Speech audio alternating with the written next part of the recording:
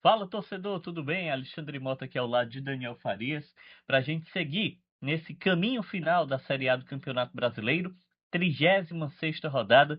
Faltam apenas 3 jogos para o fim do Brasileirão. A gente vai ter jogo nesse fim de semana voltado para essa rodada e tem um jogo também que está atrasado, que interessa demais aos clubes cearenses. Então vamos falar muito hoje sobre Ceará e Fortaleza.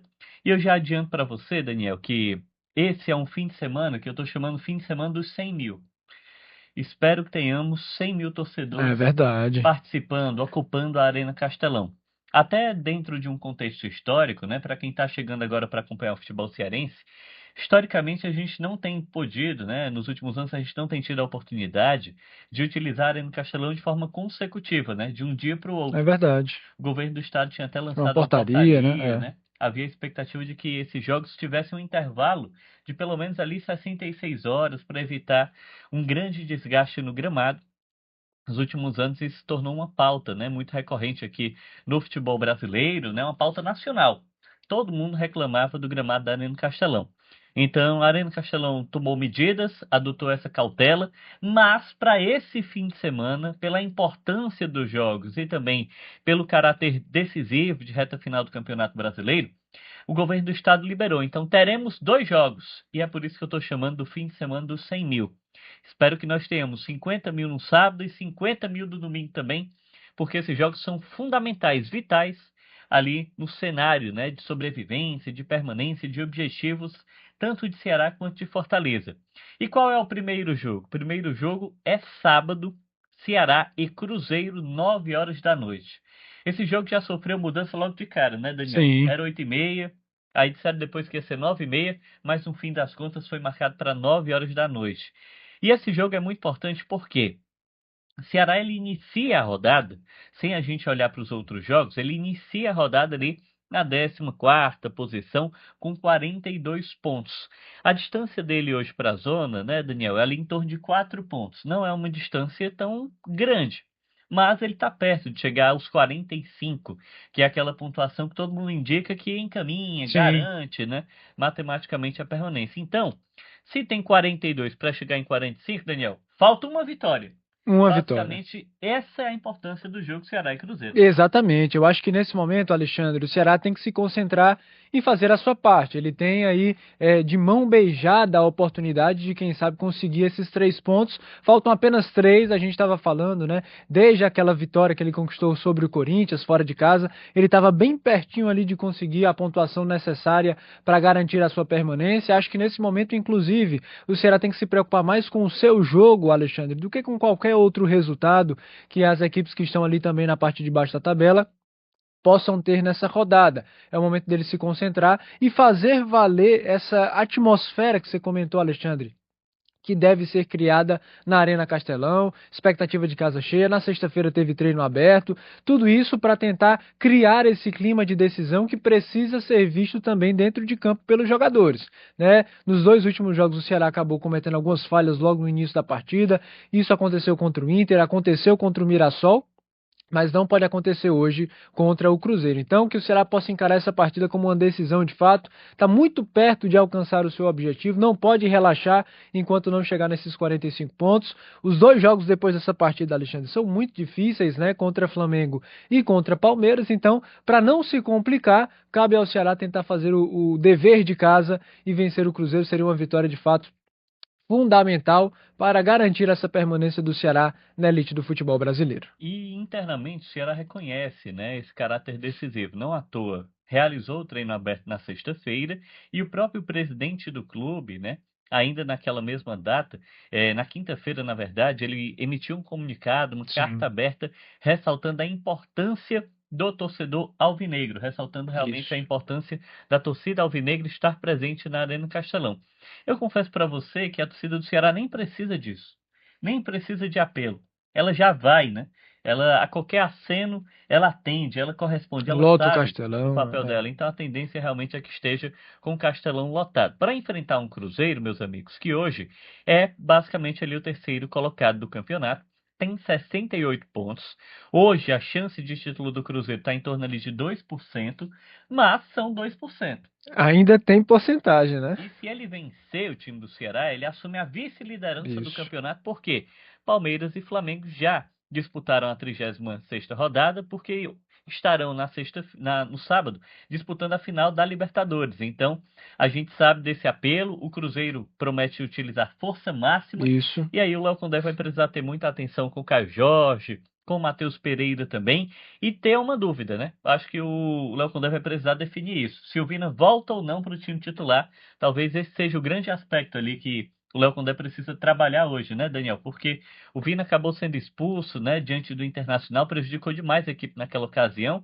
Já diante do Mirassol, nova derrota do Ceará, ele não estava à disposição. Isso. E a gente sabe que ele disputa a posição com o Mugni. Então, talvez essa seja a grande dúvida do técnico Léo Condé, tendo em vista que o Pedro Raul, que também foi ausência na última partida, ele volta, assume a titularidade, ele que é titular absoluto, né? Exatamente, eu acho que é uma dúvida que está na mente do Léo Condé e mobilizado inclusive pela torcida alvinegra. Se a gente for ver os comentários, tem muito torcedor chateado demais com o Vina por conta daquela expulsão. Até depois do jogo contra o Mirassol, a gente viu muitos comentários. Olha aí, Vina, a situação que você colocou o Ceará, eu não acho que seja exatamente dessa forma, Alexandre. Ele cometeu um erro, de fato, o jogo contra o Internacional. O resultado passa muito pela expulsão do Vina, é imprudente logo ali aos 3, 4 minutos do primeiro tempo, mas eu acho que ele continua sendo um jogador importante. Cabe ao Léo Condé decidir se ele vai ser o titular ou não. O Lucas Mugni, por exemplo, teve a oportunidade contra o Mirassol, mas não conseguiu ajudar, por exemplo, o Ceará a fazer uma boa partida naquela ocasião. Então, eu particularmente iria com o Vina de titular. Esse é o panorama do time do Ceará que enfrenta o Cruzeiro e você sabe, acompanha todos os detalhes aqui na programação da Verdinha, também no Diário do Nordeste, nas plataformas do Sistema Verdes Mares. E para a gente seguir falando sobre esses jogos envolvendo os cearenses, eu falei que tinha um jogo que estava atrasado, né? É o time do Fortaleza que vai enfrentar o Atlético Mineiro, 6h30 da noite, lá na Arena Castelão também, então tem um dia, uma casa cheia ali diante de Ceará e Cruzeiro, a expectativa também de casa cheia para esse compromisso do Fortaleza. Esse jogo é válido pela 35ª rodada.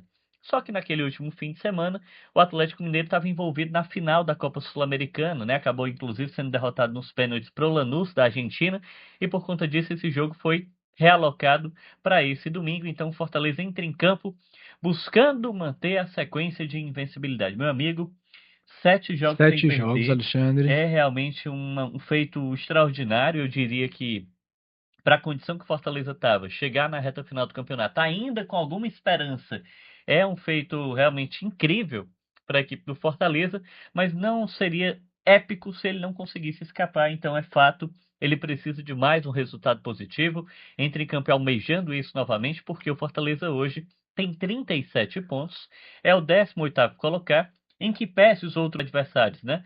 Ele entraria em campo ali com alguma chance muito remota de tentar sair da zona, mas independente de qualquer outro resultado, Fortaleza precisa buscar mais um feito de vitória.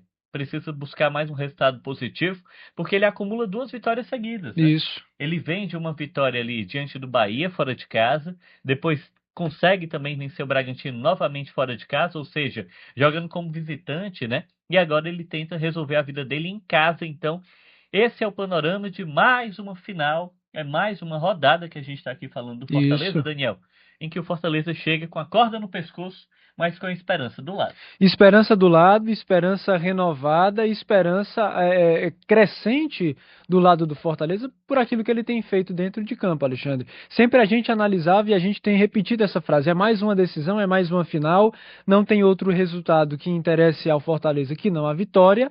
Mas nas últimas rodadas ele tem feito isso, né? São 2 vitórias consecutivas, como você falou. Primeira vez que isso acontece para o Fortaleza nesta Série A do Brasileirão. Chega no momento certo, no momento que o Fortaleza está precisando. São 2 vitórias fora de casa e isso eleva o moral da equipe, né? Esse jogo contra o Bragantino na última rodada foi um jogo extremamente difícil para o Fortaleza, em alguns momentos perigoso, mas o time conseguiu ter ali uma solidez defensiva, conseguiu ter resiliência e marcou um gol decisivo ali no segundo tempo. Barreiro mais uma vez, né? é o artilheiro do Fortaleza, é a grande referência do time nessa reta final, e isso tudo leva o torcedor do Fortaleza a cumprir aquilo que você falou lá no início do programa, Alexandre, é a lotar a Arena Castelão. Fortaleza vem agora para 2 jogos consecutivos dentro de casa, contra o Atlético Mineiro e depois contra o Corinthians.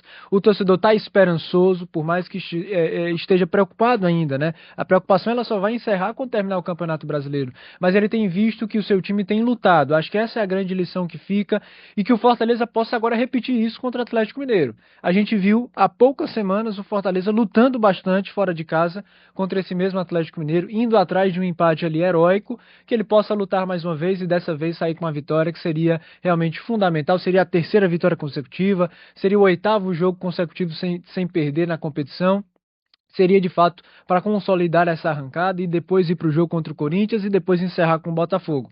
Acho que a missão do Fortaleza é ir um jogo de cada vez. Deixa os adversários de lado, não pensa muito nesse momento. Esses cálculos acho que fica mais para a gente e para o torcedor, mas para o time em si é o momento de se concentrar nos seus objetivos. E o objetivo do Fortaleza agora é vencer no domingo o Atlético Mineiro. Até porque se a gente olhar só para o trabalho do Palermo, né, o aproveitamento dele é basicamente pré-Libertadores. Isso. A sensação que dá é de que se ele tivesse chegado antes, tivesse mais tempo, poderia ter um cenário mais tranquilo, Exato. né? Garantir realmente a permanência. Agora ainda entra naquela conta, né? De precisar dos cálculos, precisar realmente de uma arrancada histórica, épica na história do Campeonato Brasileiro.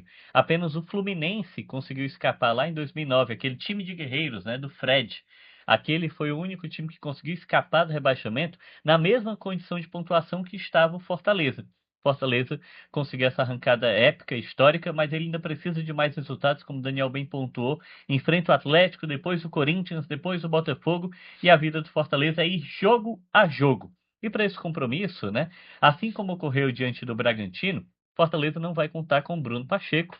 Bruno Pacheco que quebrou a mão no treino de apronto, né? Ainda antes da viagem para São Paulo, então passou por uma cirurgia. Isso. Que realmente vai ser um desfalque. Então, é um problema para o Palermo para a sequência aí da reta final do Campeonato Brasileiro. Não sei se ele vai manter o Diogo Barbosa. Acredito que sim, porque tem sido a movimentação que ele tem utilizado no elenco, mas ele pode também testar outros jogadores. Tem esse tempo aí para tentar encontrar uma alternativa. Acima de tudo, caso o Pacheco realmente seja uma baixa no decorrer do ano, né? Só faltam 3 jogos, foi uma cirurgia. Pode ser realmente que ele fique oficialmente fora da temporada. Não foi assim que o Fortaleza se manifestou. Exato, disse que ia Mas um acompanhamento diário, um né, com ele. acompanhamento intenso. Isso. Mas é fato que é realmente um cenário de dificuldade.